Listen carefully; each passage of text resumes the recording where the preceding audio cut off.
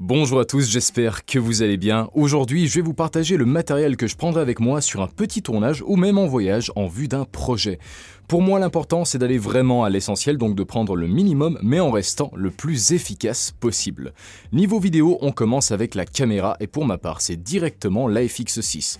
Légère, compacte, avec une batterie performante, qualité vidéo de fou furieux avec des filtres ND intégrés réglables en automatique. Et ça, c'est incroyable, puisque ça vous permet de vous concentrer uniquement sur votre composition. Autant vous dire que pour un opérateur en solo, c'est génial. On est clairement sur ma caméra favorite de chez Sony sans problème. Qui plus est, elle est fournie directement avec tout le nécessaire pour de la main levée et sa forme est parfaite pour une utilisation sur un stabilisateur. Autant vous dire que quoi qu'il arrive, vous êtes paré à toute éventualité. Pour l'objectif, je prendrai le Zeiss Distagon 35 mm que j'utilise d'ailleurs à l'instant. C'est une alternative moins chère que du G-Master avec un rendu tout aussi cristallin. L'autofocus est fiable avec très peu voire aucun effet de pompage dans les situations de fort contraste comme le fait par exemple de filmer à contre-jour. Niveau poids, on est à 100 g au-dessus du 35 mm G-Master et plus long de 2 cm. Pour le retour vidéo, je pourrais me contenter de celui de la FX6, mais j'aime être précis dans ce que je fais, d'où mon choix pour l'Indy 5 de Small HD. Une interface intuitive et personnalisable, une bonne fiabilité des couleurs et surtout une excellente luminosité, même en plein jour. C'est un moniteur très silencieux, donc aucun dérangement possible lorsque vous êtes en train d'enregistrer de l'audio par exemple, et suffisamment compact pour passer inaperçu dans votre sac.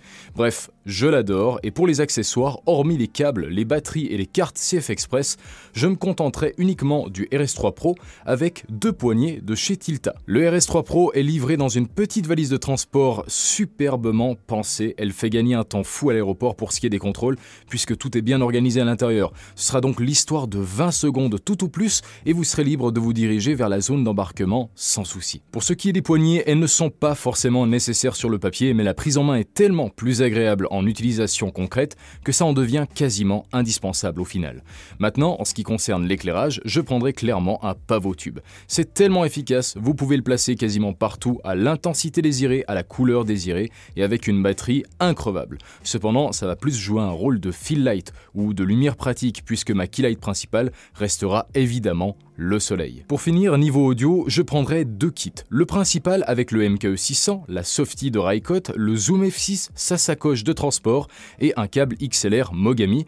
Puis le secondaire, un kit qui est plutôt de secours, on va dire, avec le Senken comme micro-cravate et le Zoom F2 comme enregistreur externe. Et c'est à peu près tout, voilà. Donc vous le constatez, il n'y a pas énormément de matériel que je prendrai concrètement avec moi. Car le plus souvent, c'est ce qui va nous causer le plus de problèmes. On se dit, ah mais si je voulais faire ce genre de plan, il faudrait que je prenne ça. Et si je me retrouve dans cette situation, je devrais aussi prendre ça en fait. Et après, on se rend compte qu'au final, on n'utilise même pas la moitié du matériel qu'on a pris. Donc ça sert vraiment à rien, il faut vraiment se concentrer sur l'essentiel. Dans tous les cas, j'espère que cet épisode vous a plu et nous on se retrouve la prochaine fois dans une nouvelle vidéo. Alors d'ici là, portez-vous bien. Allez, ciao ciao.